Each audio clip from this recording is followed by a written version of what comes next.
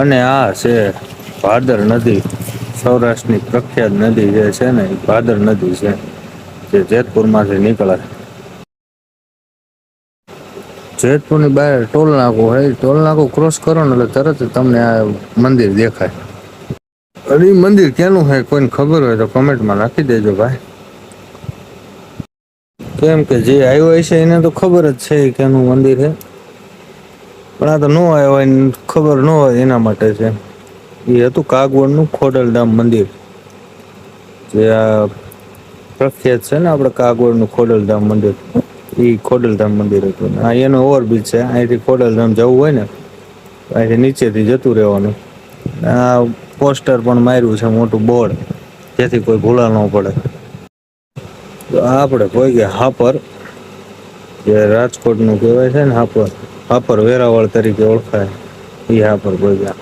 કેમ કે આ રાજકોટની મોસ્ટ ઓફ બધી કંપનીઓ કારખાના બધા અહીંયા જ છે હાપરમાં, એના કારણે વધારે ફેમસ છે રાજકોટનું. આ તો રાજકોટનો ટ્રાફિકમાં ન જવું હોય ને એટલે એના માટે અમદાવાદ જવા માટે આ બાયપાસ બનાવ્યો છે રાજકોટ વાળાએ.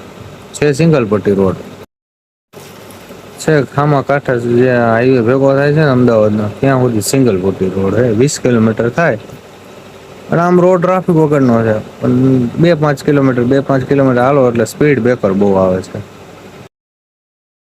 બસ હાલો આપડે પહોંચી ગયા નેશનલ હાઈવે 8 ઉપર હો, રાજકોટ અમદાવાદ હાઈવે. આ હાઈવે જેવી મજા છે કે હાઈવે ઉપર આવતી જ નથી. બધી બાજુ 5 કિલોમીટર નો હાલો તો તમને હોટલ મળી જાય. જે પણ કાંઈ નોર્મલ સુવિધાઓ જે છે ને એ બધી આ હાઈવે ઉપર તમને ઉપલબ્ધ છે. કાંઈ તમને ઉપાધિ જ નહીં, કાંઈ ટેન્શન જ નહીં. અને આપણે આ પોગી ગયા છીએ દેવાંગી હોટલ, ચોટીલાની ફેમસ શુદ્ધ ગુજરાતી સાદું સિમ્પલ ખાવું હોય ને એના માટે આ હોટલ બહુ બેસ્ટ છે. પંજાબી કે એવું કાંઈ વસ્તુ મળતું નથી, સિમ્પલ સાદું ગુજરાતી ઘર જેવું ખાવાનું. હાલો તો આપણે હવે ઘરે પોગી ગયા આપણા ગામમાં. અમારો વાસુકી દાદાનો ઓવરબ્રિજ આવી ગયો છે. તો અહીંયા આપણે આપણો વ્લોગ પૂરો કરવી. હવે પછી મળશું નવા વ્લોગમાં. જય દ્વારકાધીશ બધા મિત્રો, અને લાઈક અને શેર સબસ્ક્રાઈબ કરવાનું ભૂલતા નહીં. તમારા સપોર્ટ વગર અમે આવા અવનવા વિડીયો નહીં બનાવી શકીએ, એટલે તમારા સપોર્ટની ફૂલ જરૂર છે મિત્રો.